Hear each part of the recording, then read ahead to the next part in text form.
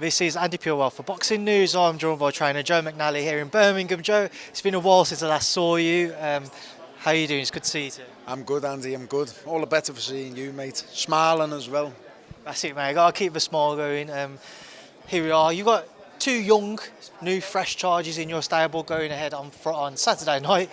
To start off with Pierce O'Leary, what have you been working on with him since you two linked up? What are you hoping that he's able to show on Saturday night? His boxing ability.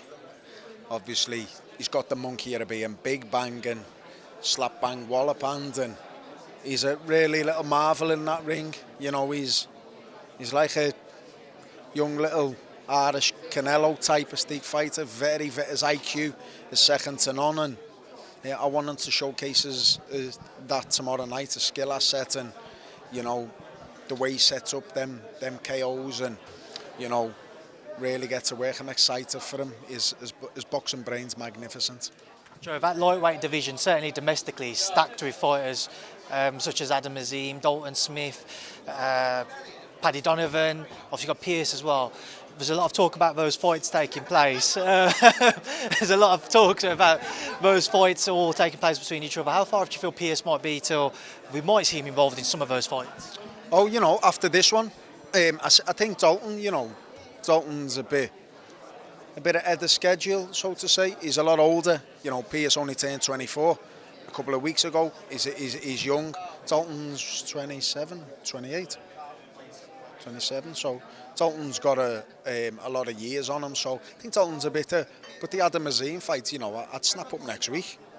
Yeah, what he's producing in the gym, and I'm a massive fan of Adam Azim. But this one, I know he's not going to fight Dalton, Adam, but. What a magnificent fight for them two. Yeah, roughly the same age, both at the same level. I think, you know, Pierce has got a tough fight tomorrow. He's in a live threat. The kid's 16-0, big puncher. Yeah, I like that fight domestically. Good fight. Away from Pierce, obviously you've got Dennis McCann as well. Your first fight together. What are you hoping this one Brad Strand brings out? It's been quite a back and forth throughout the week between the pair of them. Yeah, I haven't had eyes on it, to be honest, Andy. The lads are somewhere here. Scousers, you know, there's young Nick Ball, obviously coming off a devastating robbery. Paul Stevenson, and the good lads, you know. Difficult one for me. He's emigrated. He's come to Liverpool. He's up in Liverpool, and he's settled in nicely. He's very popular in Liverpool, and then he gets announced he's fighting as a fellow Scouser.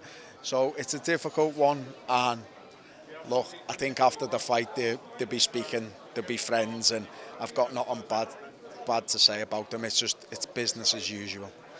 I just want a word on Nick Ball. Like, for most people last week, he did more than enough to have his hand raised against Rey Vargas. As a fellow Liverpudlian yourself, what was it like seeing those scorecards not go completely in his favour? I think I was out having a meal, to be honest. I'm not going to lie, and then I got back home and I seen the last half the fight, which in my opinion was a whitewash. And I was like, oh fucking hell, he smashed them to pieces. And then obviously he never got the decision. So the next day I watched it back, and then I watched it back again. I did think, being really honest, Nick gave a bit too much respect and started slow early on in the fight. But it also weren't a shutout to Vargas in the first half of the fight. I think Nick 1 or 2 rounds, and look, I give him it by including the knockdowns, you know, maybe 3 rounds, 4 rounds, he won the fight. And Liverpool should have had another WBC world champion on its hands right now, and it's a piss take in a sense that that's what he's been in boxing for from the start. And it was his chance to be a world champion and now start earning some money out the game, and it's being ripped away from the poor kid. It's fucking disgusting, yeah. Joe, you're not the only one who shared those views. Obviously Frank Warren himself weren't pleased, obviously Nick weren't happy, but unfortunately moving on from them, Josh Taylor, more bad news. We have the delay for the Jack Catterall fight. Obviously saw Josh's post that he had an issue with his eye, he had to get that seen to, and that meant that the fight had to be delayed because he wasn't given the all clear by the doctor in his most recent checkup. What can you tell me? Disappointing news as well. Yeah, well, it's not bad news for me, Andy. Obviously, it's bad news for the general public, the promoters and stuff like that. But look, the arena's still available. That date's available. There was no other announcements of Matchroom. And look, he had a minor procedure weeks and weeks ago, and it was playing up a tiny touch, and he sought the medical advice, which was you need a slight delay in your contest. You know, there's a few things in the sport that you don't play about with, and the fucking main one's your health. And he's not, I wouldn't allow him, but you know, not getting in that ring 100%.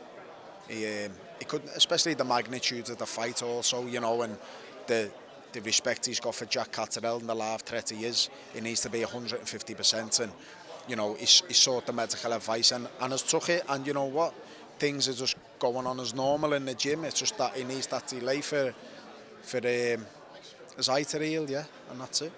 I remember after Beefy fought Junior for the second time, obviously there was all the talk of him kind of being somewhat pushed into a corner with the fight, and on reflection you probably wouldn't have allowed him to. Do you feel like also with the experience of that fight he might have played a part in your own mind to say, Josh, I can't allow it to happen? You had one big profile fight go ahead when you weren't necessarily happy with it.